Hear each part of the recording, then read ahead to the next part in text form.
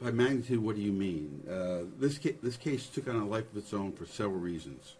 It took on because it was a pregnant woman killed, and charges were filed right after the Scott Peterson case in 2004. It remained dormant for 5 years for some reason, and because there's not enough evidence to charge anybody when you look at all of the evidence. There are some people, but it has the magnitude because of the nature of who is the defense attorney, who is the prosecutor. That adds to the magnitude of the case. There are cases that are, in my mind, are more significant legally. There's a case called Robbins that came out last year that was quite significant in the criminal justice system. This case reinforces the basic premise of the duty of a prosecutor, that if there is favorable evidence, whether you believe it or not, whether it's ridiculous or not, you had to disclose it. You had to release that information, because then the defense attorney can use it and decide to make an informed decision whether to present it or not. It's not that they didn't disclose it, it's that they didn't disclose it in a timely fashion. Well, right? This is two-part. There's evidence that was not disclosed. Remember, there's 1,100 pages that Dick never saw.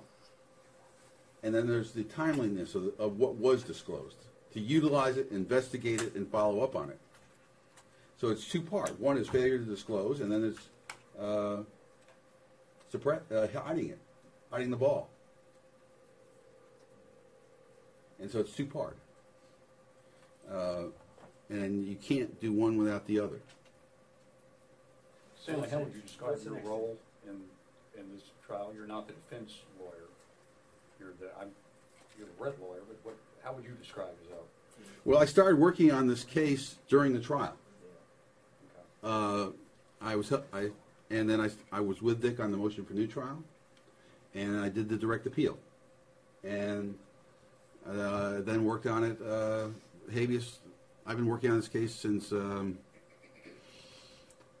December of 2007, and so I've been his appellate lawyer for a long time now. What's next? Well, next is to see what the States does. I may call on Devin Anderson, just let it go, and then face a new trial, get a new jury, and see what happens. Does the state have a right to appeal? The state has a right to file a motion rehearing within 15 days from today. And you would, I assume, of course, things you would expect that to happen. They can do it if they want. I don't know what they'll do. That's why I may attempt to talk to Ms. Anderson about that decision. That we have 2 new judges coming on the Court of Criminal Appeals come January 1. They could affect the outcome, but it takes 5 votes to grant rehearing. Judge Gist findings of fact are quite strong, and they set it all out. This is a case of delayed disclosure, hiding the evidence until the time of trial, hiding evidence that you don't see until after the trial's over with, and then you have all these other issues associated with it. Is this something that happens often, you think, or? Well, unfortunately, we have the Linda Carty case. We have the Headley case, McGregor case, Brown. We have 5 cases that have come out in the last year. McGregor was 2 weeks ago from Fort Bend County, where Harris County prosecutor was found to have hid evidence. We have the Linda Carty case, where prosecutors were found to have hid evidence that could have been used for impeachment. We have the Headley case, same thing. So is this common? That's 5. And then the Arthur Brown, came out about a year ago. Same thing. That's 5 cases coming from the office for a period of time, 2000 to 2008. Is that systemic of a problem? I don't know. outrageous for a district attorney's office to have that many cases with the same issues. That could be a problem to be addressed. Well, and this might be something that, as a defense attorney, I mean, this might be a very hideable crime. Oh, it is. Yeah. If Jim Leitner and Pat Likas hadn't given me access to the full 1,400 pages of offense report, I would never have seen it. If the Michael Morton Act didn't exist, we wouldn't get offense reports now.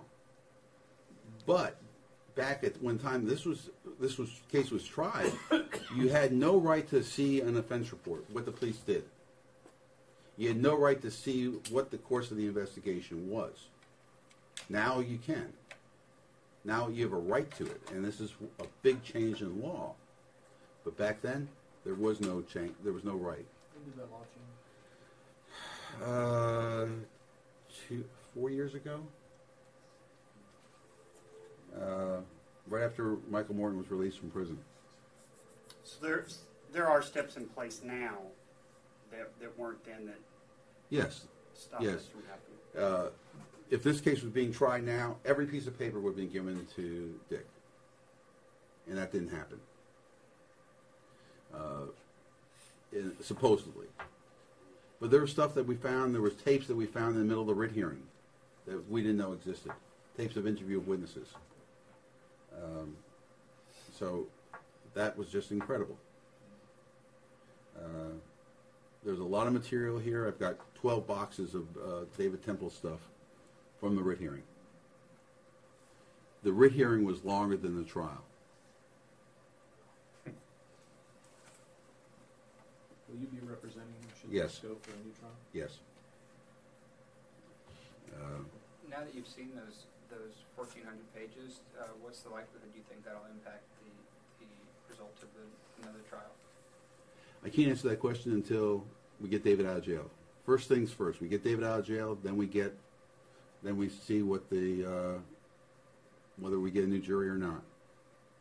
So, yeah, would he be released on bond? How would he be released? Well, he'd be entitled to bond. Okay. Once he gets a new trial, once the mandate from the Court of Criminal Appeals is issued, he's entitled to bond.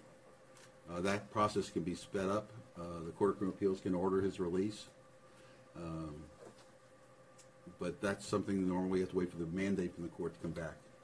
So, and there's too many moving parts to know at this point when this will be going on. Yes.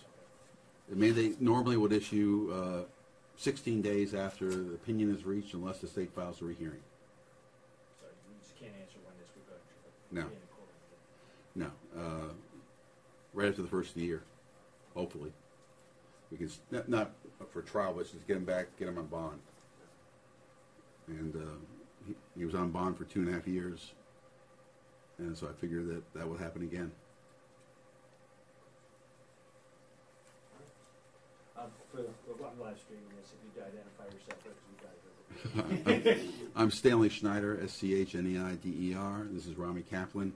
Rami was one of the lawyers that worked on the post-conviction case with us and tried the writ with us. The other lawyers, Casey Gotro and Brandon Ball, couldn't be here today. And one more time, Stanley, if you could sort of, in summation, give us an idea for those just joining what the opinion states. The opinion says that the manner of disclosure of evidence, favorable evidence to David Temple, denied him his right to due process. Either the prosecutor is not the final arbitrator of what is favorable evidence, it's the court. And the prosecutors can't hide evidence that's favorable to an accused just because they don't believe it.